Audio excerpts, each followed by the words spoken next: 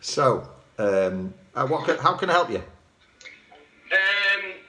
I mean, where do we start? I suppose I'll tell you a little bit of backstory in regards to where I've been and what's happened in the past, if that's all right. Yeah, of course. Yeah, sure. So, originally, I mean, I formulated anxiety when I was about 13, 14, through... I'd put it down to now for what I know about anxiety through to just a series of events that has happened in my life at a young age. Yeah. But I also put it down to a bit of recreational drug usage. Yeah.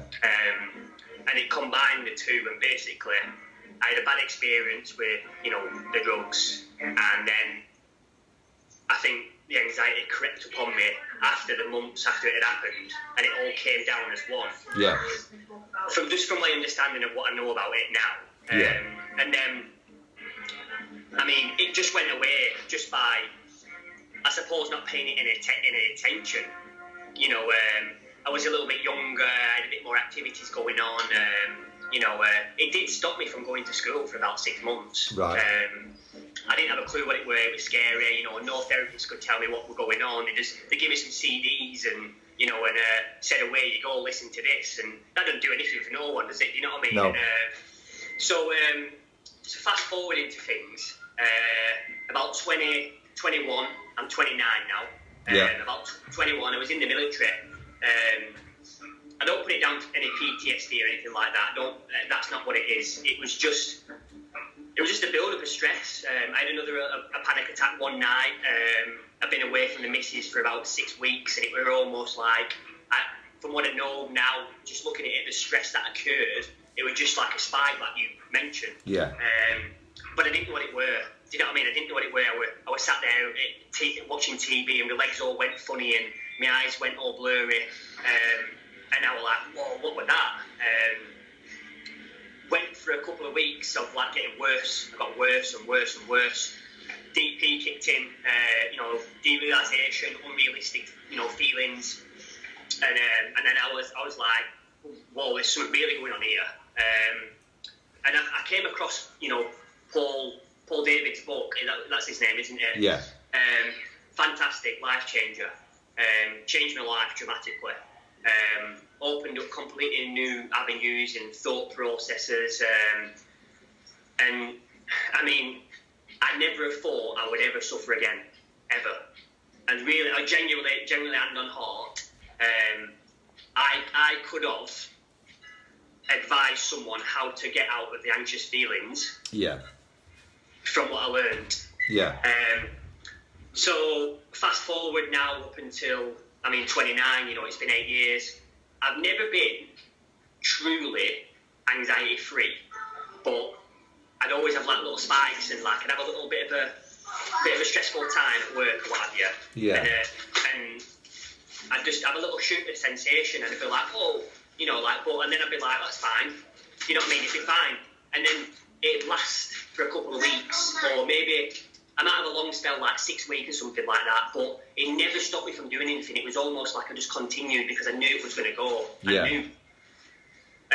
So fast forward now, Christmas, I did. You talk about workouts and stuff. I did a stupid charity event. I say I do. At the moment now, I'm not really a fan of doing much. But what I have been doing, I run my own business. I'm very passionate and very goal orientated. And I suppose I put a lot of stress on myself in not achieving the goals that I want to achieve. Yeah. Which I would have never said prior to suffering again. I'd have never said that affected me, but now I believe that it does a little bit. Yeah. But anyway, that's not the main trigger. Yeah. I did a 50-mile run with 500 burpees, 500 press-ups, and 500 sit-ups in a day. And I set myself a target. I wanted a mind challenge. I wanted a mindset challenge. That's what I wanted. So I've asked this. I've asked this myself. I've put this on myself. Yeah. And I wanted it. And nothing was going to stop me from doing it. And it was too much.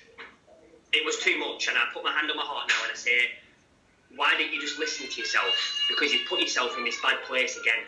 I brought this on myself. So come to Christmas, I had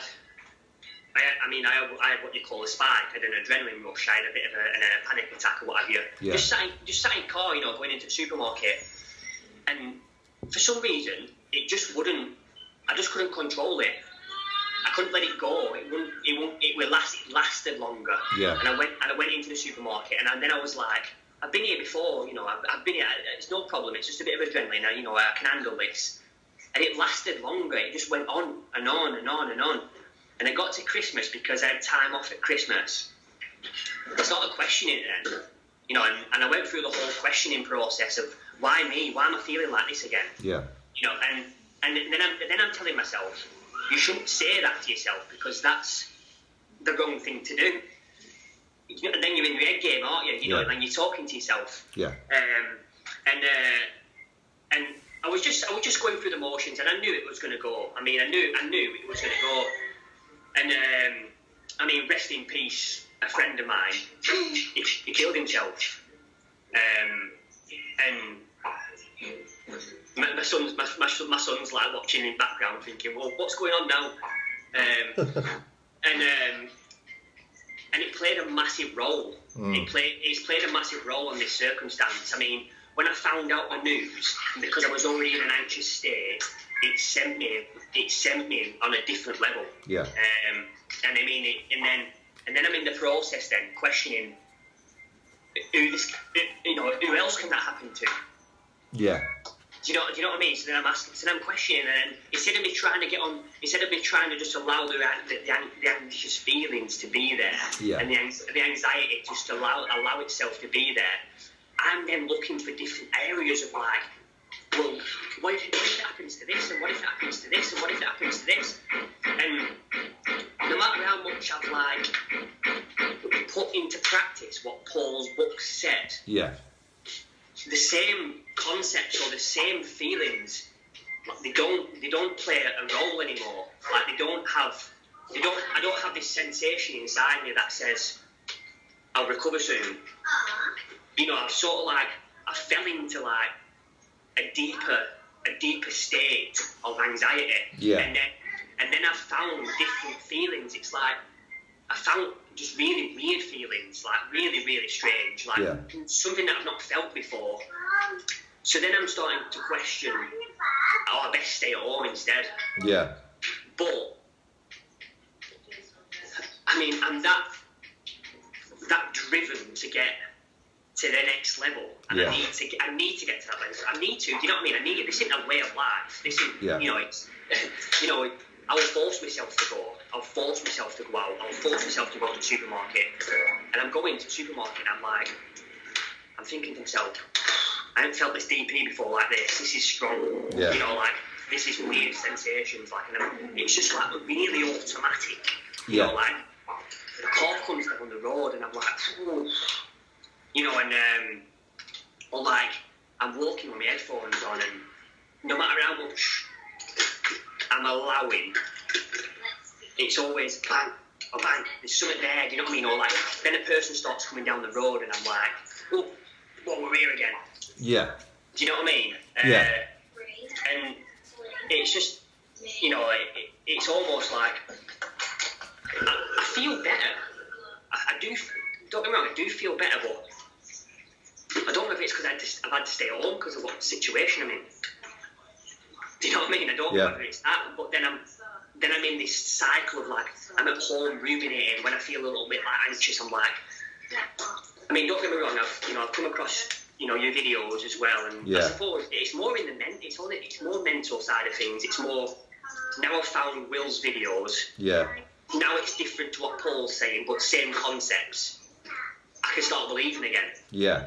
Do you know what I mean? It's like, and then you're battling yourself then, sort of going, well, I believe it anyway. Yeah. And it's I've got to a stage where it's like, I've been saying to, my missus and what have you, I know it's been here before, and I've never had to tell anyone. I've never had to speak to my dad or my mum and say, I feel anxious. Yeah. But it feels like this time round I've had to talk to people about it. Yeah. Do you know what I mean? And whereas by like I could just go with the flow and just go with the adrenaline, just go like, the adrenaline doesn't scare me. Honestly, it does not even bother me because it's just a feeling. Yeah.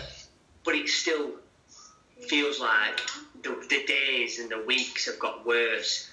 I don't even know what the weekend is anymore because I'm thinking about just my current state of mind. Yeah. Do you know what I mean? Or like maybe the kids go back to school and because I'm thinking, bloody hell, I don't want them to go back to school.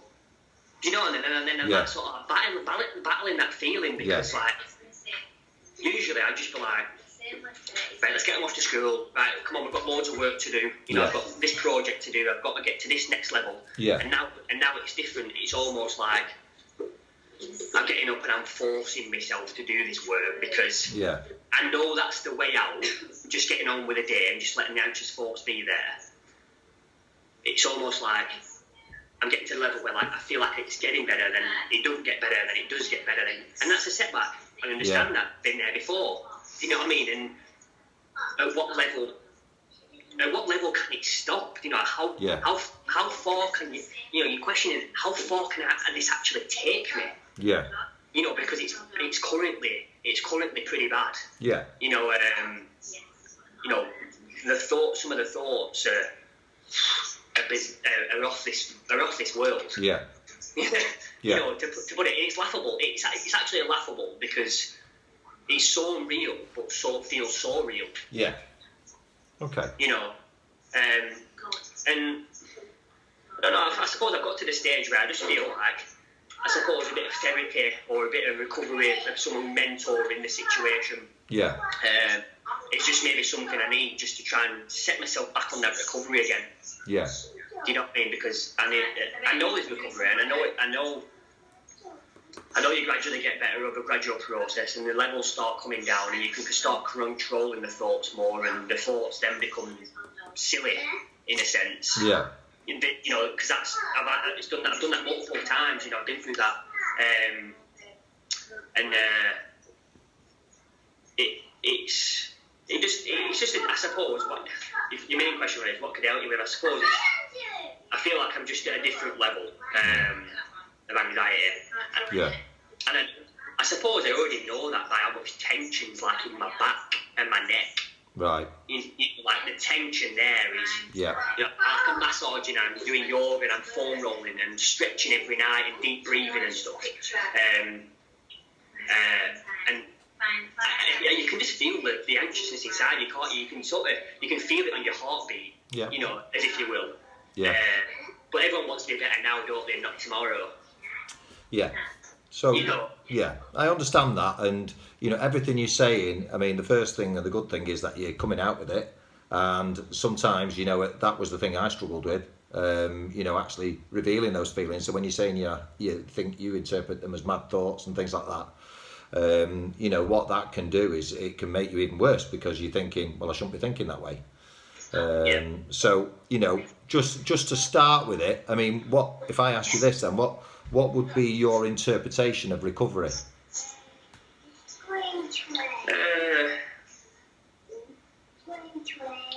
Would be, I mean, it'd be getting up in the morning at 5 a.m. like I usually do. Well, which I usually have done. Just going to work thinking, right, I'm buzzing for this. Do you know what I mean? I'm buzzing for this day. Whereas, I mean, the current situation I'm in now, it's a force to get out. Yeah. To get up.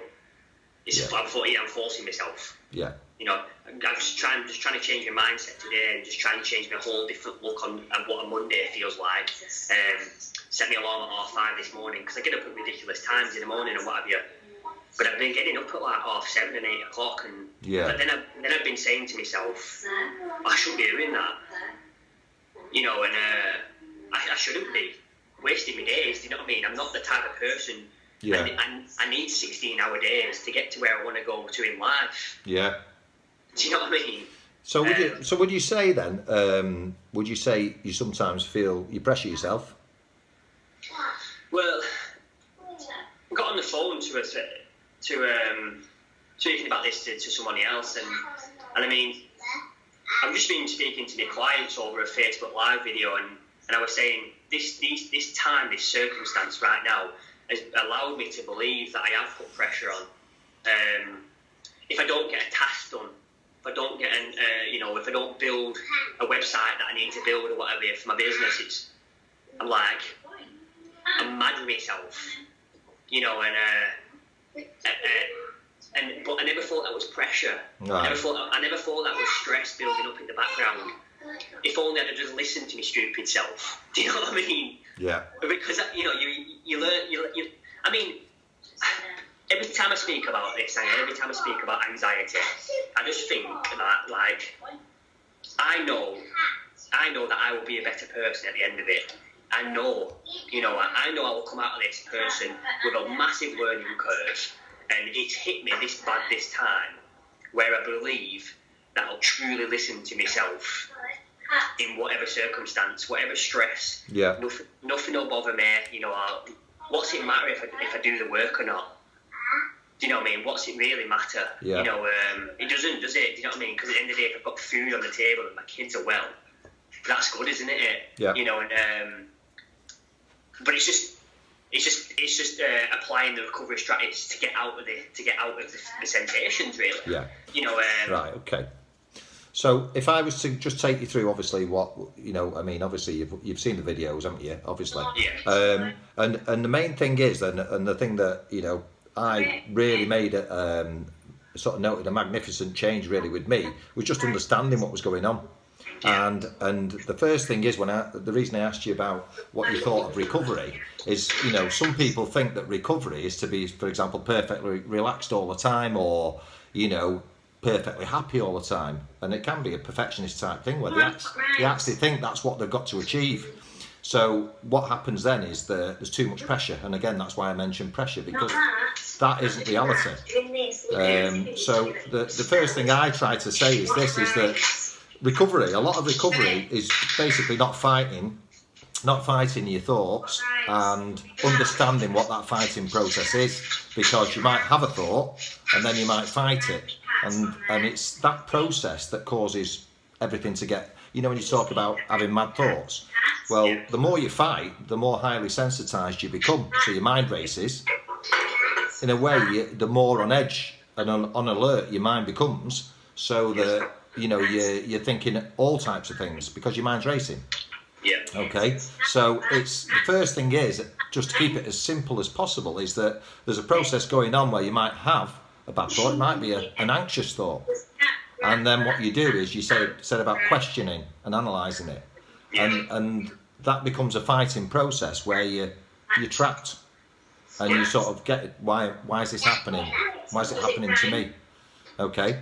So there's a guy who I'm advising in America at the moment, and he's got a health issue, and he's worried about something to do with his heart. He thinks he might be having a heart attack, and I just said one phrase to him, and this is probably a simple way for us to start, but does this make any sense with you? If I said to you, just think what you think, don't force the think. So if I said just think what you think, that can be anything. It can be, you might have this thought, I feel anxious, I feel on edge, okay? But then you force yourself to analyse it. Yeah. Okay? And it's actually takes more effort to do that than to not do it. Okay? And that was the whole crux of recovery for me, is that, I had such a massive relief when I realised I was actually forcing myself to analyse those bad feelings. Yeah. And what happened was, when I realised that, then it broke the cycle. And sometimes I'd feel on edge. Don't get me wrong. Sometimes, especially in the early days, sometimes I'd feel really anxious, low. And I just knew that there was a separate phase I was going into, and I call that secondary thinking, where you're then forcing yourself to analyse what you've just been thinking. Okay? And it's actually not taking part in that. That's the thing that I advise sufferers, is that they think they've got to push to analyse, but they don't have to. Yeah. And it is a forced process. So, it's really, again, I can't live that for you. It's about sufferers understanding that there are two processes going on. So for me now, I can have days where I feel stressed, and I can have days when I feel on edge. But the thing I'm mindful of is not to force against that and fight it. Yeah. This is mentally. Yeah. We're not talking about punching it. We're talking about a mental forcing process, okay? Yeah. And what that might be is, as I say, I'm trying to keep it as simple as possible, but if you are in that situation where you feel anxious, you feel on edge, and you're a little bit fearful of what's going to happen mentally, okay? Try not to force against that process, and you know what will happen is then it will be allowed to go. Yeah. And you'll probably move on to another thought then, and then you might go back into that anxious feeling again and have that temptation to force against it. But if you just avoid doing that you probably find as time goes by, and you will have to dig in, but you'll probably find that actually I'm getting through this now, and that's what happened to me. And those highly sensitized thoughts and feelings gradually sort of came down because I got a bit more confident with what I was thinking. I mean, it really opened up my eyes with respect to the zones that you was talking about. Yeah. I've got myself into this state because I've told myself I shouldn't be suffering. Again, and going through the days like thinking it'll be over, and just analysing it has got me to where I am. Yeah. And it is all up in here. It feels like the brain, my brain is so cloudy. It just feels like my head's going to squash it in a given time. Yeah. The most disturbing situation about it is that usually I'd have squashed it by now, and I'd have been over it. Like you said, dug in. I don't mind digging in. I'll dig in all day long. Usually and it'd be gone. Do you know what I mean? It'd be over there somewhere. And I just thought to myself, well, that were bad, but it were there's the learning curve. Do you know? Can I just say something there though, Joe? When you talked about squashing it. Yeah. Right. So I'm watching you now on video, right? And would you say you're flowing in everything you're saying and talking to me about? What do you mean by that? So what I mean is your mind just running freely with every thought that comes into your head? You're just communicating that to me. Or am I trying to think as I go along? What I'm saying is, are you trying to fight what you're saying to me, or are you just getting on with it? Well, can I tell you what I think? So looking at you and listening to you, you're just reeling it off. You're reeling bad things off to me. You're reeling good things off to me. You're in flow, okay? You're basically talking as you think, okay? Now, when you said to me before about squashing that's what I'm trying to say is the issue, is that you don't have to squash it, right? Just allow it to happen. And that's the thing, is by not forcing against that, squashing is forcing, okay? You're trying to control it, clamp down on it, and stop it happening. That's the problem. And when you stop fighting it, you allow yourself to move through it, okay? Yeah. And then it will subside that sort of anxiety that you've got. So, that just opens up a new different level of thinking, because my missus was saying to me, I've not really spoke about it for a few weeks now. I've been, about a month or so, I've been just getting on with it. Yeah. But when I've been having a chat with my missus, she was saying every time you speak to someone about it, you say the same stuff every single time. You repeat yourself. You almost know what you're going to say, because that's almost like giving you like a freedom to almost accept. But that completely makes total sense what you're just saying there, because I'm saying I'm going to squash it with like an oomph inside me, whereby I'm like, I'm the bigger person to this, when I don't need to be. No.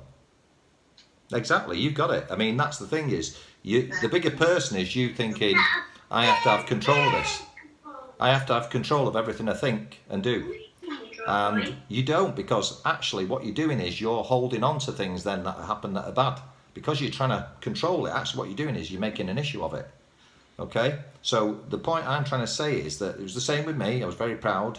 And, you know, we get those feelings, those bad feelings and thoughts, and we think, you know what?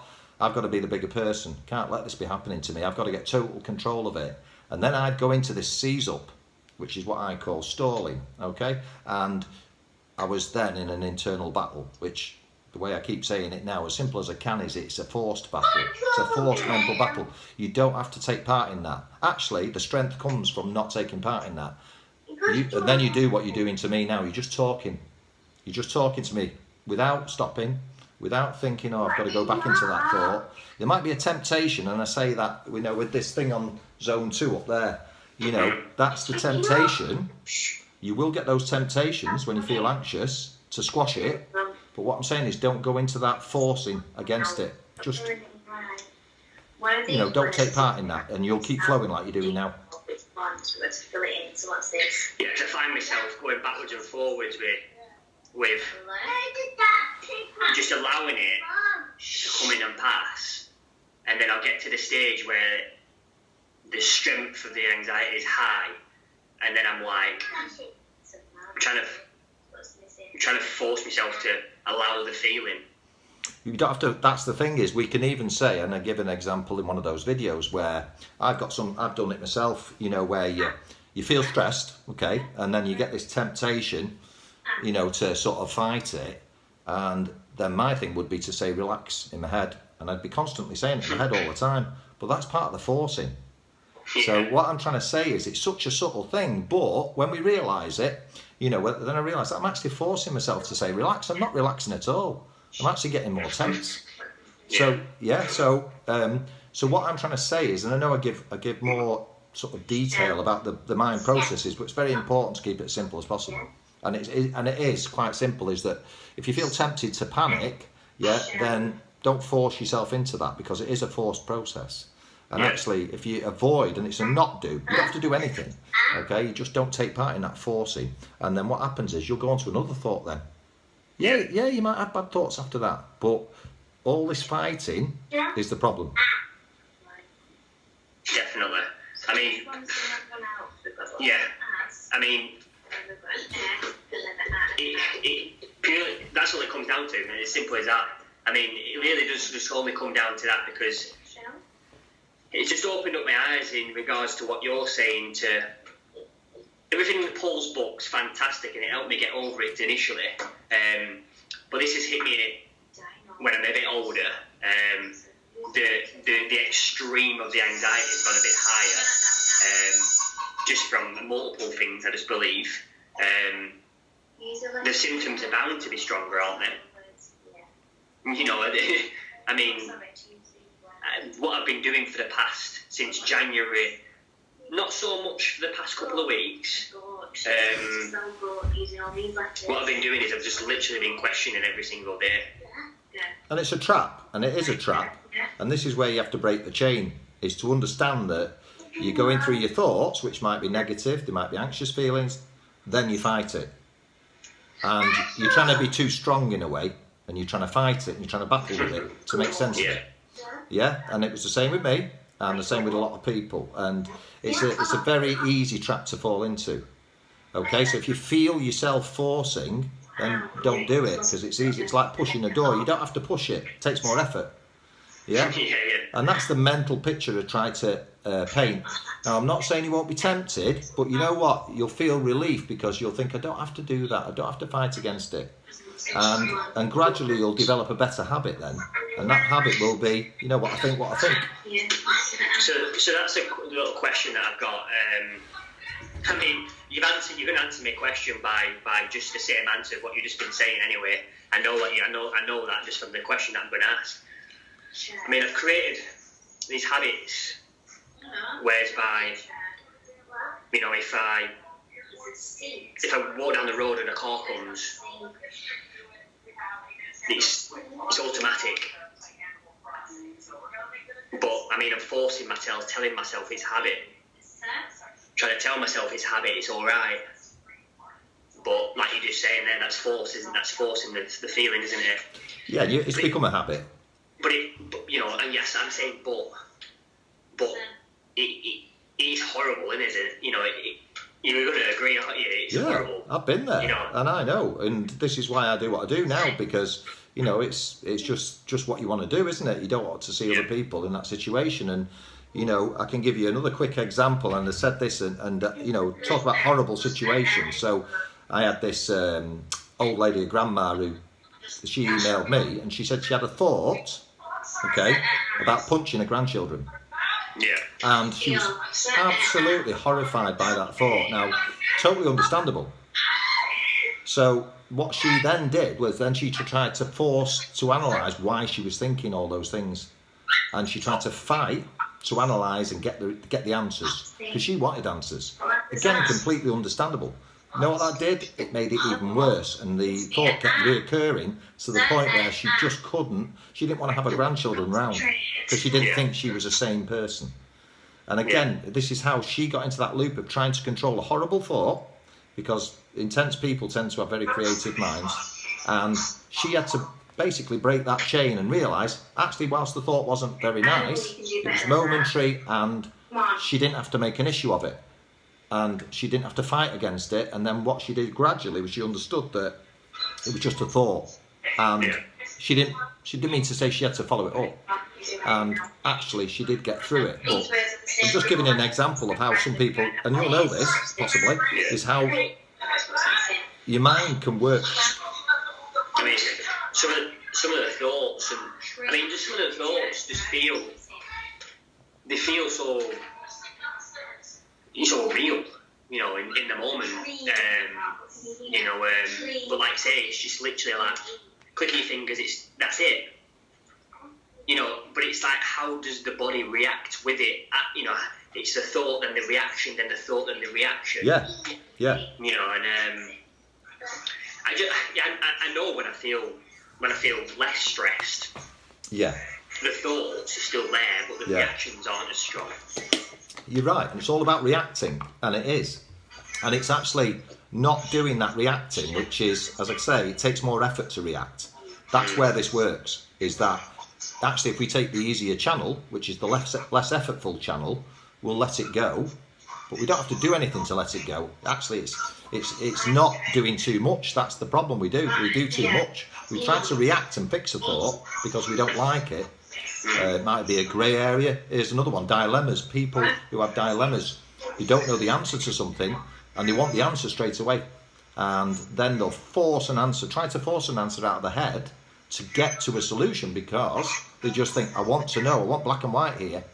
And, you know, it's a similar type of behaviour. It's all linked. So, you know, just remember, the one thing I'd say to you is just go away from this video and perhaps remember that phrase when I said, just think what you think, that's fine. But don't force yourself to think. And that is something that takes more effort to do. Definitely. No, it's definitely give me a bit of clarity, as that will. Appreciate that. Okay. Appreciate that.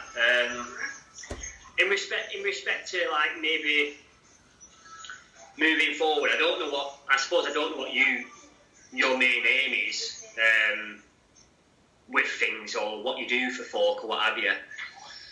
I mean, I'd like to just be able to get all answers, you know, just nipped in the bud. I don't know where you're going with the YouTube stuff, but I think that's fantastic.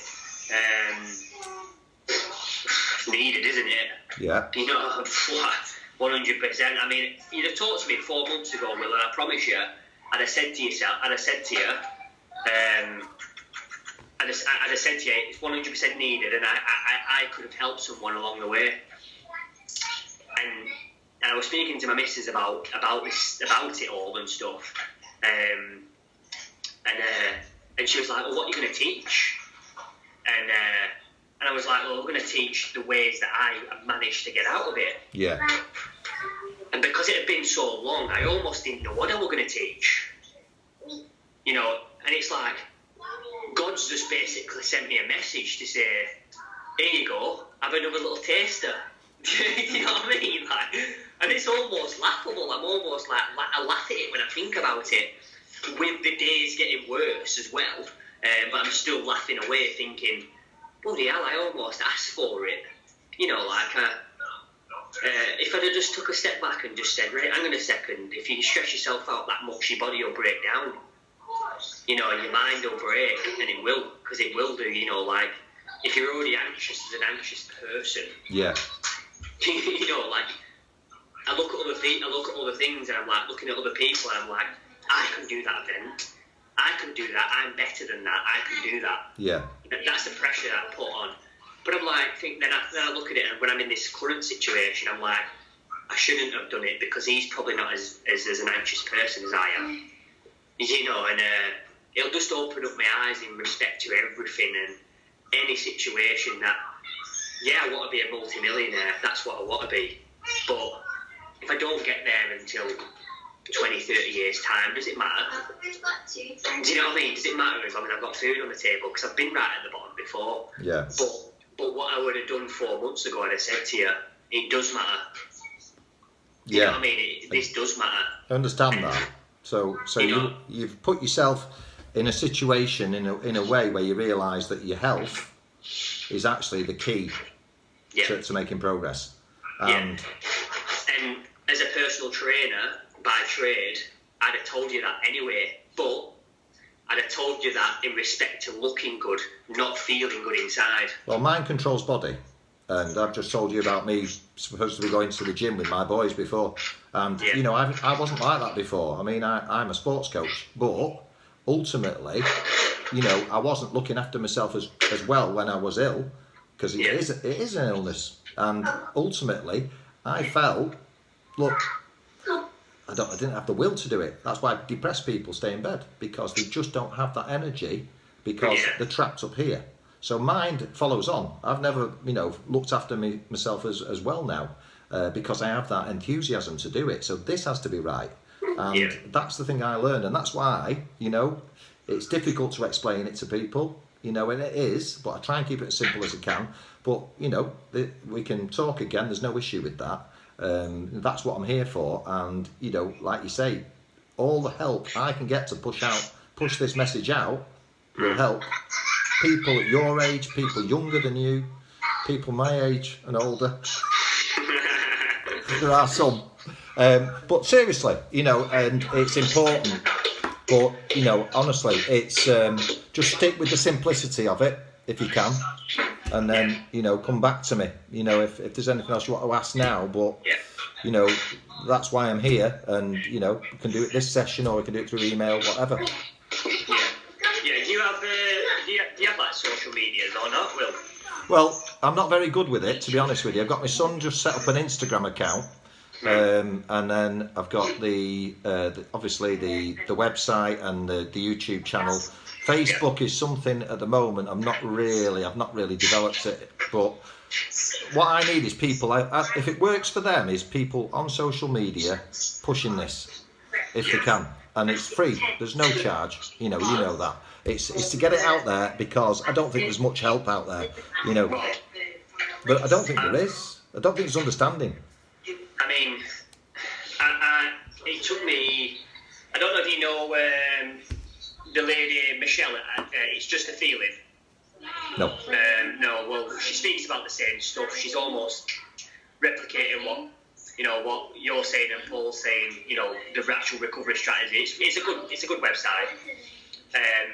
It took me 4 weeks to get on the phone to her.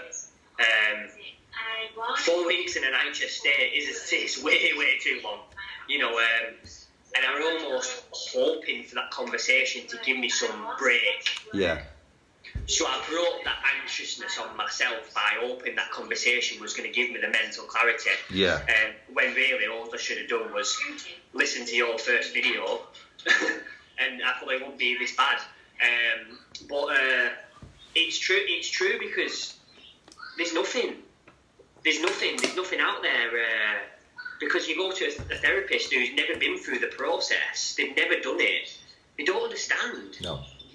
Of course they've been to university and what have you, but there's no such feeling. There's no such thing as actually feeling it, is it? Yeah.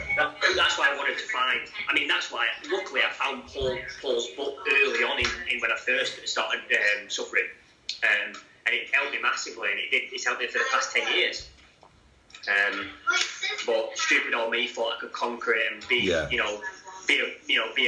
robot and never suffer again. And here I am. But obviously, everything's a learning curve in life, isn't it? Yeah. I've got 3 kids, and they'll keep me as anxious anyway, throughout my life. So it's all good, isn't it? I just need to be a little bit less anxious, and I'll be good. Well, yeah. The reason why I say it, Will, is just because, like you say, there isn't much out there, and the stuff that you're posting on YouTube is fantastic, but it's hard, isn't it, to try and grow it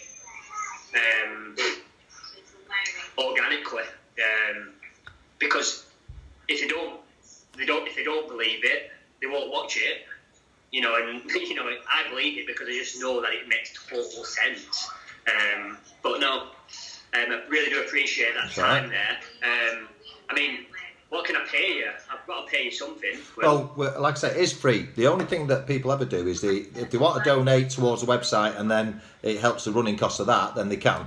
But that is something that is not really the focus, to be honest with you. The focus is simple, is that to get this out there, and it is to get it out there so people, that's all I usually say is, look, if it's helped you, go away and have a think about that. But if it's helped you, try and get the message out there, and then come back to me if you've got questions. Because I think my biggest frustration was that, the therapy I had when I was in my 20s, because I started suffering when I was at uni, and the biggest thing I went was, I'm going to have some CBT.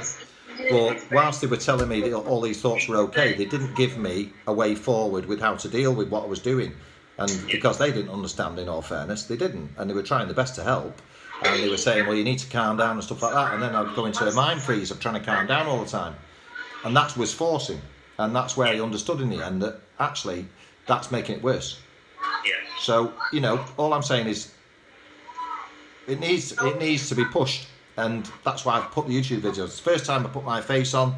And, I was reluctant to do that because, there's a lot of people who know me. And, but ultimately it needs to be done. Yeah, definitely. It's just a good thing. Yeah.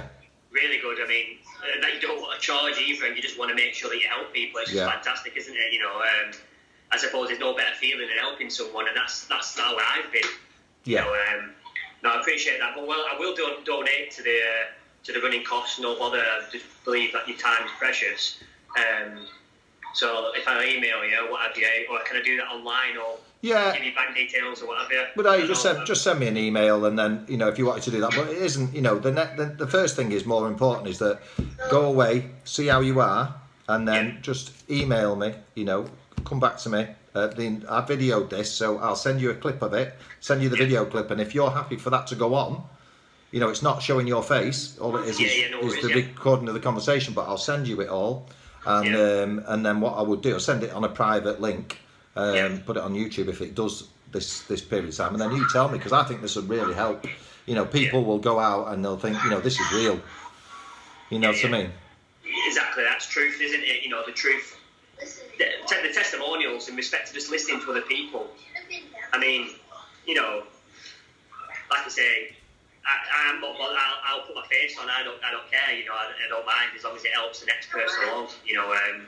But no, I'll email you. Well, I've took some good clarity there in regards to where to go in terms of just the thoughts process.